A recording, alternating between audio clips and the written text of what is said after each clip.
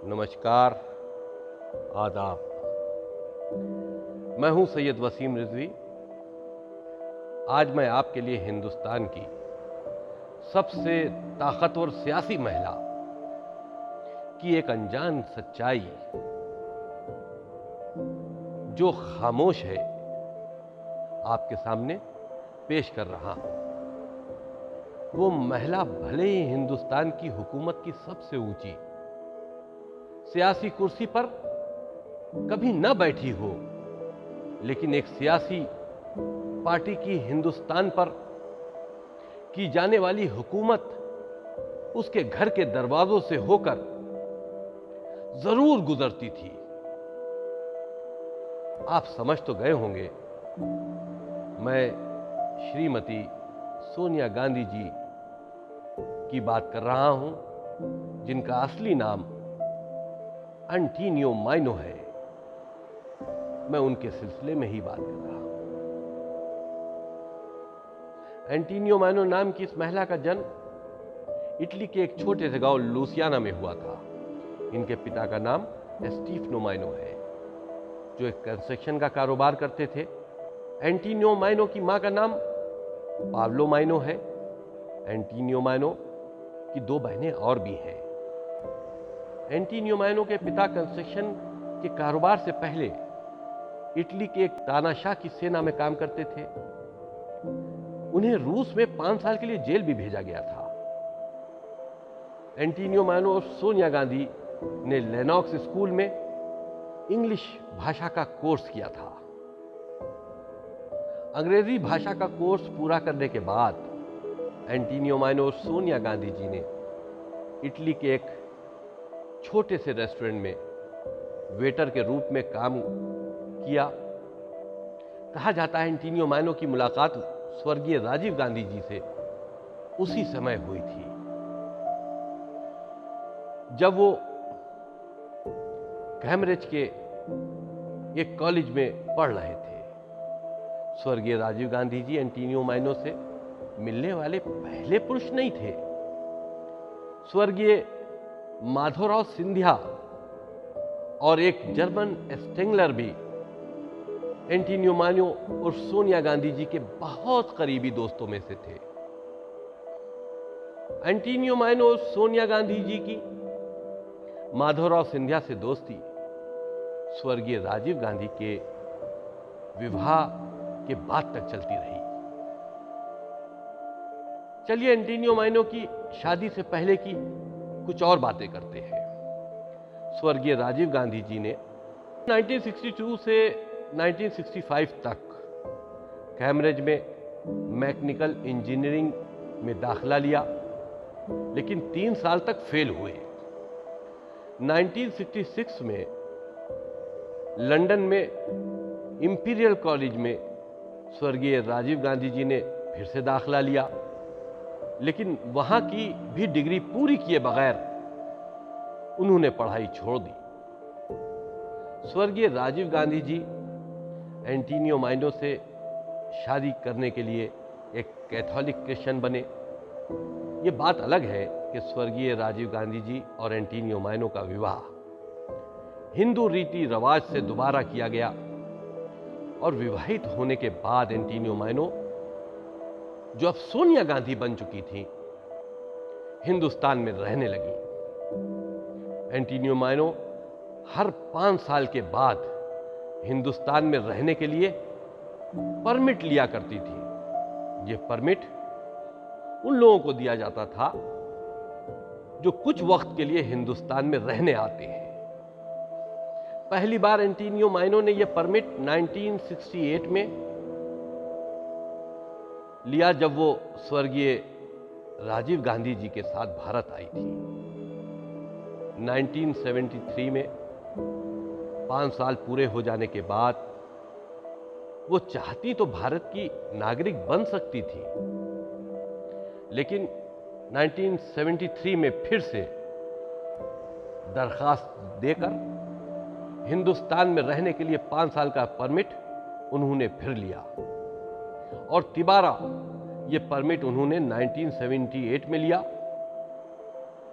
और भारत के नागरिक बनने के लिए दरखास्त भी एंटीनियो माइनो नाम से ही दी जाती थी, जबकि वो अपना नाम बदलकर सोनिया गांधी बन चुकी थी। अपनी शादी के 15 साल के बाद एंटीनियो माइनो और सोनिया गांधी जी हिंदुस्तान की नागरिक बनी। अब वो लड़की जो एंटीनियो माइनो थी, मुकम्मल तौर पर हिंदुस्तान की नागरिक सोनिया गांधी बन चुकी थी। सोनिया गांधी जी और माधवराव सिंधिया जी की दोस्ती से स्वर्गीय राजीव गांधी जी खुश नहीं थे। एक बार 1982 में आईआईटी गेट दिल्ली के पास रात 2 बजे एक कार एक्सीडेंट हुआ, जिसमें सिर्फ माधवराव सिंधिया जी और सोनिया गांधी जी बैठी थी। उस एक्सीडेंट में दोनों लोगों को गहरी चोटें आई थीं। आईआईटी के एक छात्र ने दोनों को कार से बाहर निकाला। सोनिया गांधी के कहने पर उन्हें प्रधानमंत्री आवास भेज दिया गया और माधवराव सिंधिया जी, जिनका पैर टूट गया था, उन्हें दिल्ली पुलिस ने आकर अस्पताल भेज दिया। वक्त गुजरता गया। माधवराव सिंधिया धीरे धीरे सोनिया गांधी जी के खिलाफ होते जा रहे थे। यह अजीब बात है कि जवाहरलाल नेहरू जी के इस घराने में जो कुछ दर्दनाक मौतें, जो हादसे हुए हैं, उनका कोई ना कोई नेहरू परिवार से मनमुटाव या अंदरूनी मतभेद जरूर रहा है। जैसे कि माधवराव सिंधिया जी की एक मौत दर्दनाक हादसा था, एक प्लेन क्रैश में उनकी मौत हुई थी। अगर इस परिवार में हुई दर्दनाक मौतों के सिलसिले में गुफ्तगू की जाए तो इस परिवार में सबसे ज्यादा पावरफुल व्यक्ति स्वर्गीय संजय गांधी का नाम सबसे पहले लिया जाना चाहिए। इसलिए जरूरी है क्योंकि स्वर्गीय इंदिरा गांधी जी हिंदुस्तान की हुकूमत संभाल रही थी। उस शक्तिशाली महिला की औलाद स्वर्गीय संजय गांधी जी एक ऐसी जिद्दी बेटे थे जो एक बार कुछ ठान लेते थे तो हुकूमतें उनके कदमों पर झुक जाया करती थी। खैर, स्वर्गीय संजय गांधी जी की अचानक प्लेन क्रैश में हुई मौत से पूरा हिंदुस्तान सदमे में आ गया था और वो भी एक अलग बड़ी कहानी है जो एक बहुत बड़ी साजिश की तरफ इशारा करती है। बहरहाल, हम वापस एंटीनियो माइनो और सोनिया गांधी जी की कहानी की तरफ पलटते हैं। जैसा कि आप सब जानते हैं कि श्रीमती स्वर्गीय इंदिरा गांधी जी की मौत गोलियां लगने से हुई थी, लेकिन जैसा कि हमने सुना है कि उनकी मौत दिल या दिमाग पर गोलियां लगने से नहीं, बल्कि बहुत ज्यादा खून बह जाने के कारण हुई थी। जब श्रीमती इंदिरा गांधी जी को गोलियां लग चुकी थीं, तो सोनिया गांधी जी ने एक अजीबोगरीब घटना को अंजाम दिया। घायल इंदिरा गांधी जी को एम्स ले जाने के बजाय उन्होंने उल्टे डॉक्टर राम मनोहर लोहिया अस्पताल ले जाने पर जोर दिया। बाद में अपना मन बदलते हुए रास्ते में फिर फैसला करके इंदिरा जी को एम्स ले जाया गया। अस्पताल पहुंचने में और फैसले बदलने में लगभग 24 मिनट बर्बाद हुए। और ऐसा सोनिया गांधी जी ने क्यों किया, यह सिर्फ वही बता सकती हैं। अब बात करते हैं सोनिया गांधी जी के शौहर स्वर्गीय राजीव गांधी जी की। उनके मरने से हर तरह से सियासी या दौलत से जुड़े मामलों में सिर्फ और सिर्फ सोनिया गांधी जी को ही फायदा हुआ है।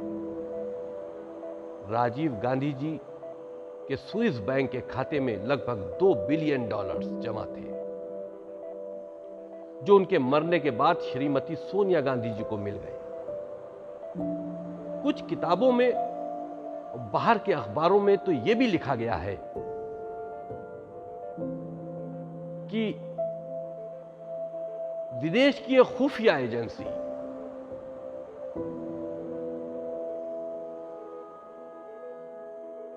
जिससे सोनिया गांधी जी ने एक मोटी रकम ली थी और लेती थी,